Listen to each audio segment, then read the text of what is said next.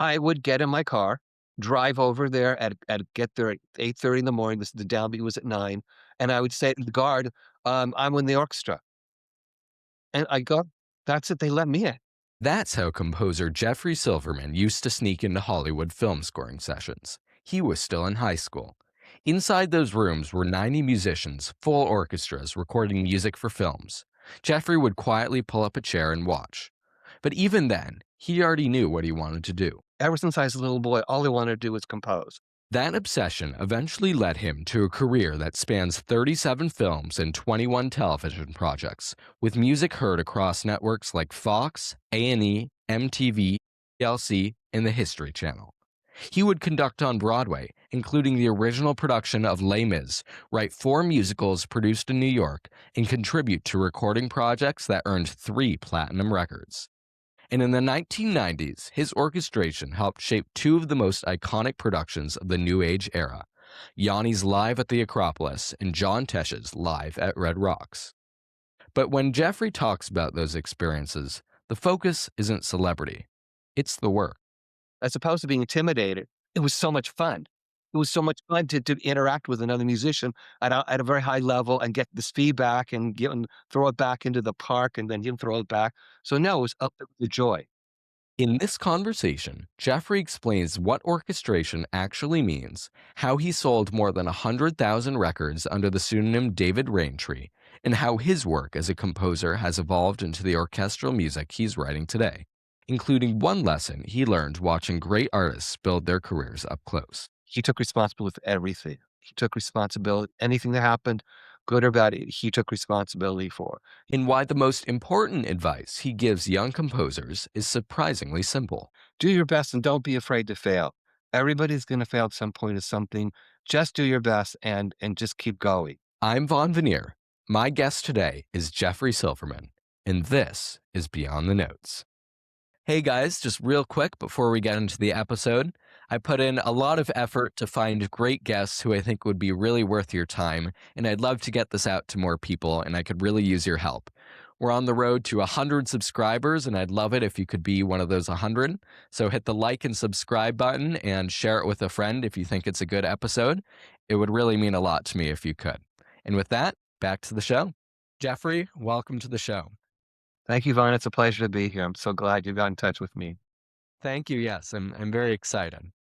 So, in the late '80s, you were working on Les Mis on Broadway, and towards the early '90s, you ended up working with Yanni and John Tesh, who are just these huge figures at the time. So, how did that come about? How did you meet with them and get connected with those guys in the first place?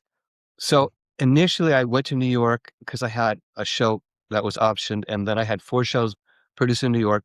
None of them made money, but but the reviews were fine, but they didn't Yeah, make money. So I found my way. yeah, After my 4th show closed, I was literally walking down Broadway, and I yeah, saw the director of my first show, hmm, and he said, "I'm starting a Broadway show tomorrow, and I know you yeah, don't play piano professionally, but uh, there's a special place for a pianist in this that's gonna be working with the star of the show hmm, while the show is being performed." And he said, "I think it might be a good fit. So why don't you come tomorrow, meet this hmm, person, meet the star, and if she likes you, got a job." So literally, I was not not played piano professionally really. The uh, next day I was hired for this show, and during this show, they asked me to conduct, and I ended up conducting something of that show, and then from there, I went to Les Mis, and so I yeah, was working at Les Mis as a conductor, even though I was a composer, but hmm, it was something important. I had a baby, and it was a great opportunity. I don't want to dismiss it in any way because it was the most yeah, popular show in the world at the time. So hmm, I'm working on this show, and I'm conducting, and I have a friend of mine who was a really wonderful musician named John Reinheimer. He gave me a call like a year and a half until Les Mis, and he said, "You know, there's this guy from Greece, and he's like a piano player, and he wants to do wants to do an record. He's going to do a show with the Dallas Symphony, and they need an orchestrator. Do you want?" And uh, so he said, "Do you want to do it with me?" I said, "Well, let's meet him." So we met him, hmm, and he was super nice, and so musical, and we got along really great, and that's how I ended up working with Yanni. Um, We first did the Dallas Symphony. He did a concert of his works. We took his music from his early New Age records and Yeah. orchestrated them. And after the Dallas, then he ended up going up and up and up and up until he finally got Uh-huh. to, Acropolis. Yeah. So that's sort of how just by chance, I met Mhm. Yanni. And then, Wow. and then regarding John Tesh, John was a keyboard in Yanni's band. Uh-huh. So I met John, we became friendly. Then he also did Red Rock. And so myself and John Reinheimer also did some orchestrations for that. So that's how Uh-huh. I got into that world. Yeah. It was just, I Wow. sort of fell into the world. Yeah. You never know who you're going to meet. That's the extraordinary thing in this business. You just don't know. Yeah. It's amazing. So, first of all, for those in the audience who don't know, what does orchestration mean? With performances like that, and what did the job involve for you? That is such a deep question. So for Mm. some composers who are working with orchestrator, it means Mhm. literally giving them a melodic idea with some indication. Woodwind strings, give me a second line. Here's a Yeah. hit. It's a picture for either for film or for TV. It can be as just as sparse as that. And sometimes, like in case of Yanni, um, he wanted expansive orchestral sound from his own synth performances. So he already had secondary ideas. He would already have like a cello line. Yeah. So he already had a lot of interesting things going on. So Mhm. working with Yanni on those orchestrations, we already had a lot of material to work with. And so what is up to us Yeah. to decide colors, things like that, whether it's strings, woodwinds, brass, and of course add. So the orchestra will give that depth and that warmth that only a real orchestra can give to his Yeah. music. When you were working on those orchestrations, with these big names like Yanni and John Tesh, did you know at the time that these were going to be huge things and that these guys were gonna blow up and be big stars? No, no, but No. there was a sense, you know, whether if you like Yanni's music, you don't like Yanni's music. There's no question that it's extremely musical. He's extremely musical. He's a brilliant musician. He's absolutely a brilliant musician. So, Yeah. um, I knew I was working with somebody special. And Yeah.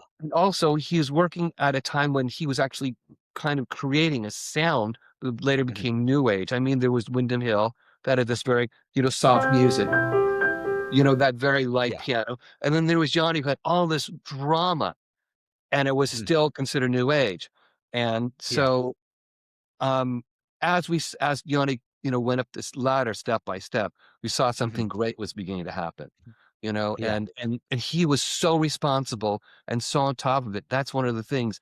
He was not just a terrific musician and talented Mhm. composer and Mhm. wonderful pianist, but he's Yeah. also a very hard worker and took Mhm. responsibility and planned everything out, made sure he had a great team. He was all hands on all the time, but never Yeah. like you never felt strangled or anything, just that this Mhm. person was in control, he knew what he wanted, and he was articulate in expressing it. Yeah. Was And it John too, I didn't work as Yeah. much with John, but John Tesh does all the same thing, super nice people, Mhm. talented, and very clear in what they wanted. Yeah. Was there ever, like, you mentioned, like, Les Mis being the most famous show in the world at the time, and you're working with Yanni and who's, starting to be on the up. Did that ever, like, make you nervous, or, did you ever, like, feel the pressure of like, bearing this, very famous project or person at the time? So you're asking such interesting questions, and I have to be honest with you because ever since I was a little boy, all I wanted to do was compose. That's Yeah. all I wanted to do was Mhm. compose.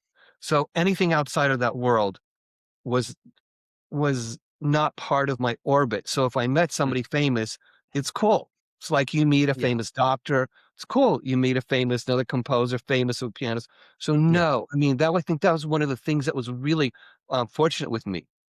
Hmm. In other words, I had come to New York as a composer. I had 4 shows as a composer. It didn't Yeah. work out financially. So Mhm. now I'm there to serve someone else and I'm going to serve Yeah. that person.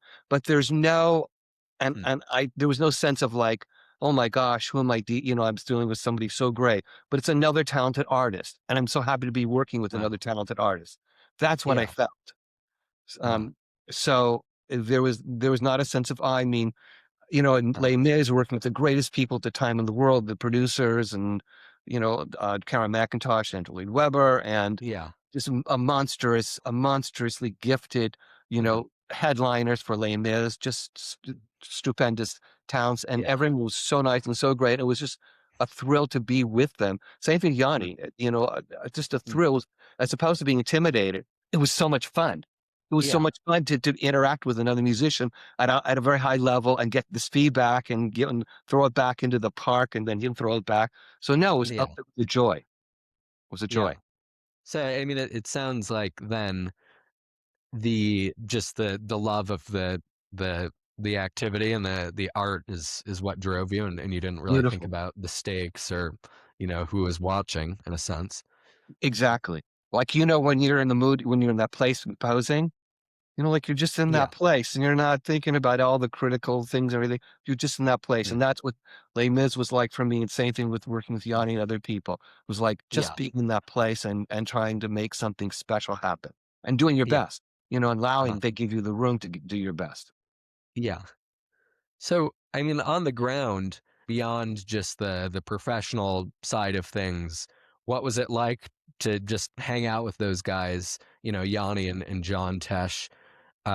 Just what was the break time like? Was Yanni giving like hair tips to people, or John Tesh like playing basketball? No, Like he was, what was it? he's like you and I right now. Was just a regular, down to earth, normal person, Hmm. talking about, we just talk about all kinds of things, food or whatever it is, and then his ideas, music and everything. So there's nothing sensational I could share with you regarding these two men. They're just very down to earth and very Yeah. centered, very centered. Mhm. Hmm. Yeah. I guess just at the end of the day, everyone's human, no matter how famous or well known or iconic you are. Right, there's a gamut, there's a range of human behavior. Some people are really crazy, some people are very timid, and a lot of people are very talented. So, these guys are very in the center. At least that was my experience. Yeah. Well, how cool. I mean, it sounds like, uh, especially at that point in your career, just like a totally fun, interesting, different adventure for you. Is that what it felt like? Absolutely, I never dreamed because I was in Los Angeles, and I'd done a couple of pictures, and Yeah. then the person I was working with, who was a very talented lyricist, Walter Willison, got this opportunity to go to New York, he and I together, and to Yeah. move to New York, and then suddenly, within 3 weeks, have a show produced. All I wanted to do was write music for movies. But I thought, "What the Yeah. heck?" 'Cause I was young. And so now Uh, I'm moving to New York. Within 1 week, all these things happened so quickly for me, as we started with Rodgers Hammerstein, with Chapel Publishing, with, uh-huh. ICM Talent Agency. I mean, it's happened so fast in New York, so I moved to New York. So, it was the kind of thing that, it just everything once I was in New York, it was a free for all. I had no idea what's gonna happen next, and that's sort of very much what it was like my 10 years there. I had no idea what's gonna happen next, and thank God everything not good things happened, it was all really, Y- really super nice things. So, Can I tell you one thing that I think would be interesting to share with the audience that, absolutely. because Yanni was so successful, I will tell you that he had a trait that's really a beautiful trait. He took responsibility, and I learned this from him too, watching him, Hmm. for everything he did.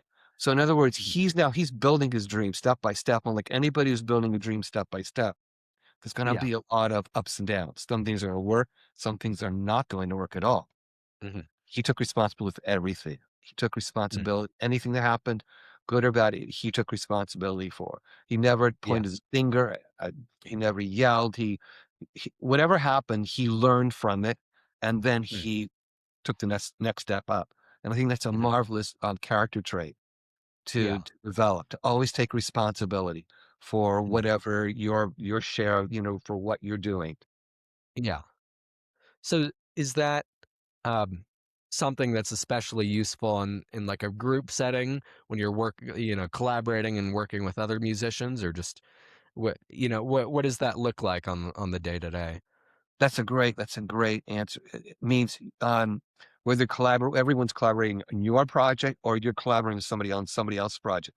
It's that trait of being constant and being there to serve at the end of the day, even if it's your own project, because if you're gonna stomp on everybody, no one's gonna be comfortable, no one's gonna be able to do their best work. Mhm. If you're gonna make if it is your project, you wanna make everyone feel they're so important, and they are. Everyone involved in your music is important in Yeah. making your music come to life. Mhm. And so it's a very good question you're asking. You Mhm. to have always a sense that, there's another human being there. Because I've seen just the opposite. I've seen really, unfortunately, really terrible behavior as well. Mhm. Um, and you get a lot more with good behavior, with treating Yeah. people as human beings and considering how would I feel, on the Uh-huh. other end, Yeah. right? Yeah. Absolutely. So how did it all get started for you? Do you remember your first days on in music and on an instrument? Right. So yeah. So when I was 7 years old, my parents bought a Sommer upright. And, Uh-huh. they it was moved into the house sometime in August when I Mhm. was 7, and the piano movers pulled the top of the piano off and exposed the keys, and I was this little kid, and I went over. I mean, I have a piano right now, and I Uh-huh. went over, and I went like this. And Vaughn, it was like I'd been living in a world that was black and white, and suddenly it's such a cliche, but that's the best I can give you, is that suddenly my world was 3D, full of color. It was just experience. I remember just standing there and listening to that sound, and I fell Uh-huh. in love with it. And that was Yeah. my first experience with the piano. Then I took, taking piano lessons, and um, and then when I was in high school, I was always writing. And I Yeah. was, um, you know, it, when I grew up, Mhm. security wasn't what it was like today in the studios. So literally, I Mhm. would be in high school and I'd be writing Uh-huh. songs. I would leave because I grew up in Long Beach. I'd get in my Yeah. car, drive to Hollywood, book Uh-huh. a session with a publisher, A&M or Uh-huh. whoever, the big public, Warner Brothers, Universal. You could do Yeah. that. You'd be an unknown 15, 16-year-old unknown. They wanted to Uh-huh. hear your song. So you could go and play your songs. We didn't have Uh-huh. to have an agent, you have a lawyer and all these other things today, like you Wow. do today. It was very Uh-huh. open. Everybody was hungry to hear young songwriters. So I was doing that already. And the other cool thing that I was doing, I don't know if you can still do this today, but there's an industry paper called The Hollywood Reporter. Have you ever heard of it? The Mhm. Hollywood Reporter? Yeah. So in it, they would list the recordings of that were happening, the score recordings, music recordings that were happening in that week. Uh-huh. So I would Mhm. see them, and there would Yeah. be, like, I don't know if you know John Barry, there would be all these big film composers at the time. They would Mhm. be scoring a picture at, the Burbank Studios. Mhm. So I would get in my car, drive over there get there at 8:30 in the morning, the downbeat was at 9, and I would Yeah. say to the guard, "I'm in the orchestra." And I Wow. go, "That's it, they let me in." Uh-huh. And I would these are big scoring rooms, Vaughn, so you can get Yeah. lost. You got 90 musicians, you got the Uh-huh. composer, you got the whole big team there with the other I mean, there's so many people, no one's looking at me, and I'd get a chair quietly off to the corner, and I was in high school, and I just listened to their scoring. And it's this big orchestra, beautiful, playing this gorgeous music, what with the picture because they have screens, when you're scoring, they have big screen and you're scoring, and they would do a few takes. And that's where I spent a lot of my high school, you know, hawking songs to publishers and going to recording sessions. So it was my blood to want to, to want to write music for the picture. And to Yeah. get back to your original question was how did it all begin? So in high school, Mhm. I took private lessons with a composer named Ernest Gold. And Mhm. again, if you look him up, you'll see that he won Academy Awards. He did a lot of big pictures. He did Ship of Fools. He did Exodus. He won an Academy Award for Exodus, Uh-huh. which was a big picture at time. And he was much older then. And I met him, and so I got to study composition with him. And Wow. then my real term was when I went to UCLA. Originally I was a pre-med with a minor in music. My Oh, parents really? wanted me to Yeah. be a doctor. Can I tell you? Uh-huh. So I was there, and my, my composition teacher, my second year at UCLA, got a call from the Mhm. studio, to score a small picture. Mhm. And so he took the job and he asked me to be his assistant. His name is Paul Chahara. Uh-huh. He's a wonderful composer. So that's how I got into pictures. That Yeah. year, when he began, we did, I think, 2 feature films and we did 3 TV movies. So here Uh-huh. I never had any experience doing that. Just Yeah. thrown into the cauldron and, Uh-huh. you survive. Here I was, I didn't really know anything about writing music to picture. I loved it. And yeah, I Yeah. spent years looking and listening, but then Mhm. suddenly you're going to do it, right? Could you have Yeah. Remember in those days, I'm talking about like the 1970s. Yeah, people were Mhm. alive in the 1970s, and they did have electricity in 1970. Uh-huh. So they did not have like us computers and that you could watch pictures and sync music to picture. You didn't Yeah. have something at home. What you had was you had a script and you had a breakdown of the click, the tempo. That Mm. you could kind of figure out the way how many beats going to be per each section of that scene. So my first scene was Paul giving me this little scene. It was a 1 minute scene, and it Uh-huh. featured us. And all it was a solo flute. It was a contemplative moment in the Mm. picture. The movie is "Never Promised You Rose Garden," I think it was. Mm. And that he said, something just quiet with the flute. So he comes back Yeah. 20 minutes later, 25 minutes later, and Mhm. I've written 3 notes. Now I'm like this guy going, I'm all over the place musically. I can improvise a million things, but meanwhile, I'm frozen. It's a solo flute, 1 minute's worth of music, Uh-huh. and I have 3 minutes, 3 notes, 25 minutes into my time there. And he said, "What is Uh-huh. going on with you?" He goes, "1 minute's worth of music. Just write a minute. You don't have to write a lot of notes because just the color of that Yeah. flute um, is going to express an emotion. All you need, Yeah. Mm. this something as simple, even slower, or under dialogue. That's all you need." So I didn't know anything, so I slowly picked up. I was lucky that I had somebody that worked with me, and I was able to build my skills writing with music to picture.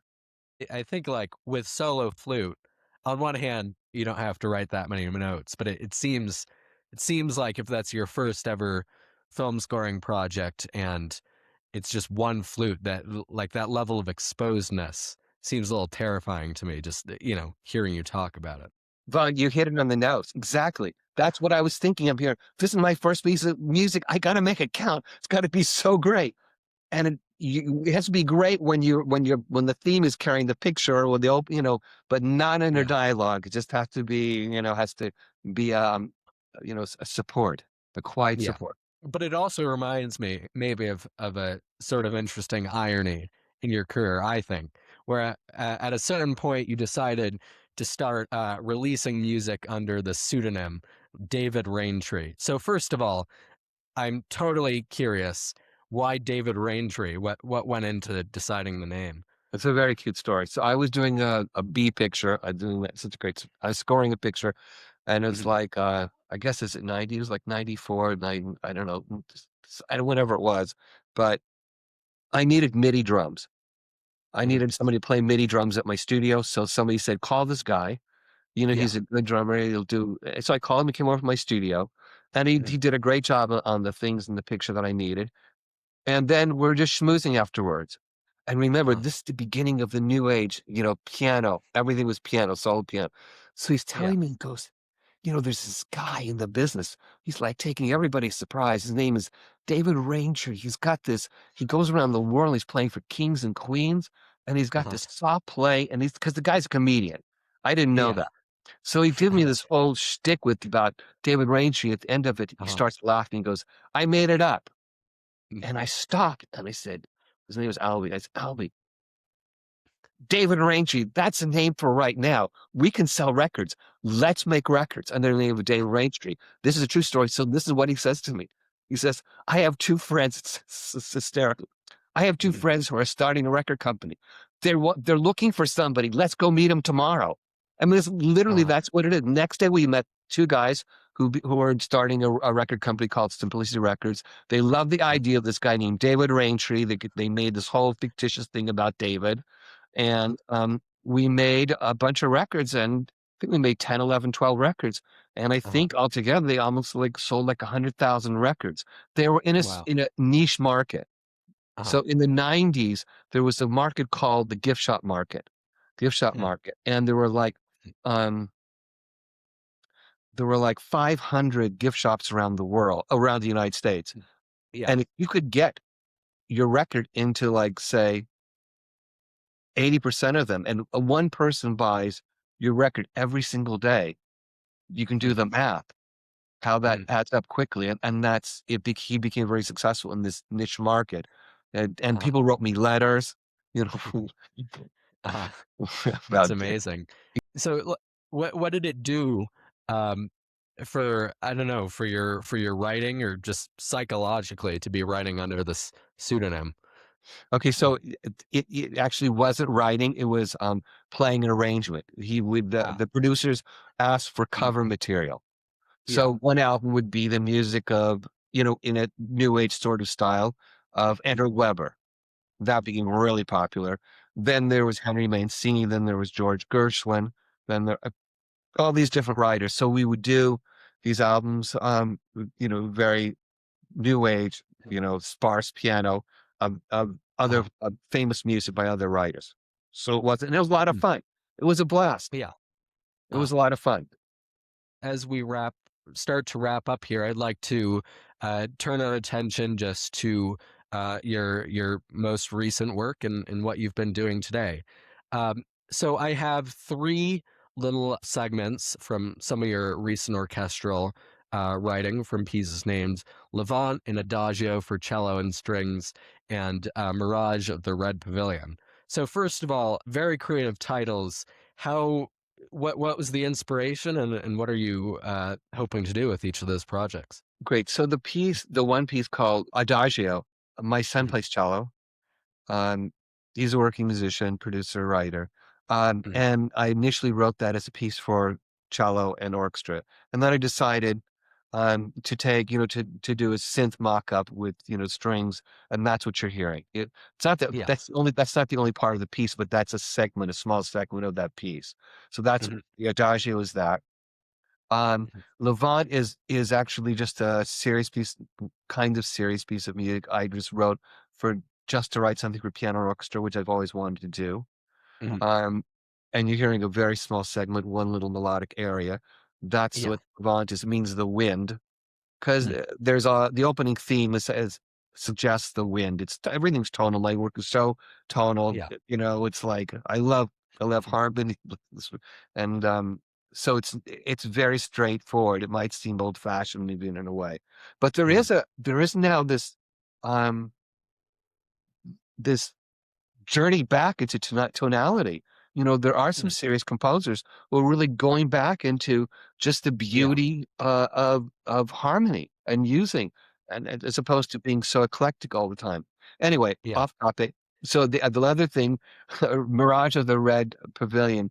I'm thinking of doing something special, which I can't really share right now, but it's Okay. a piece. It's with video, with music. So I have this Uh-huh. idea of this certain kind of story where out of the desert floor, Mhm. this red pavilion occurs, and I'm in the process of working with some people with it. And one of the Yeah. main themes Uh-huh. is you'll hear one of the main themes from this musical idea. Okay. Wow. All right. Well, for our listeners, I'd like to just play a brief segment from each, so we get an idea. So I'll play it now. All right. So here's Levant.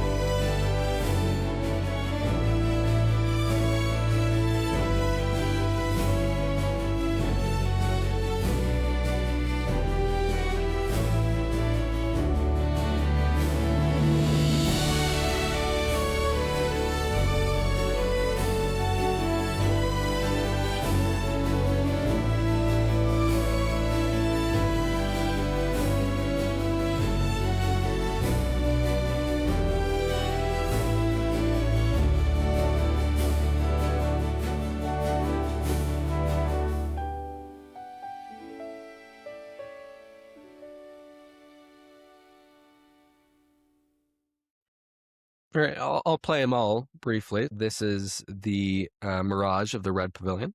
Okay.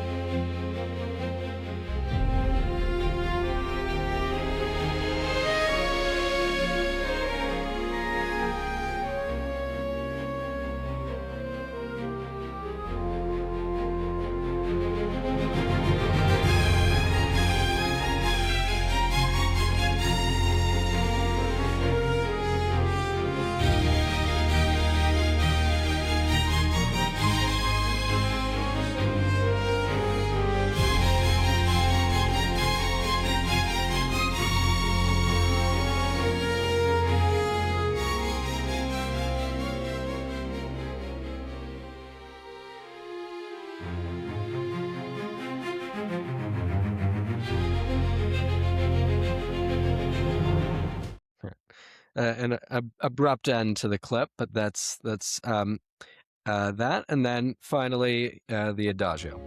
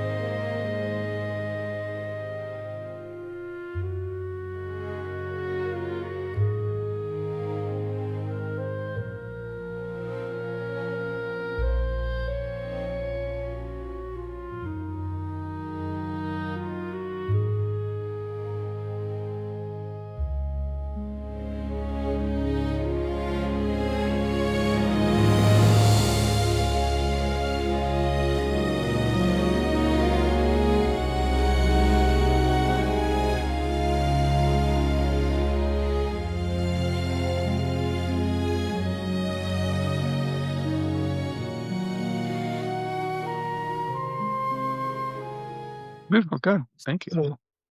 With those, obviously, to me at least, it has this very cinematic, broad orchestral feel. But at the same time, from what you were saying before, it sounds like you're sort of trying to do something new and challenge yourself in a new way by writing these pieces for piano and orchestra and everything like that.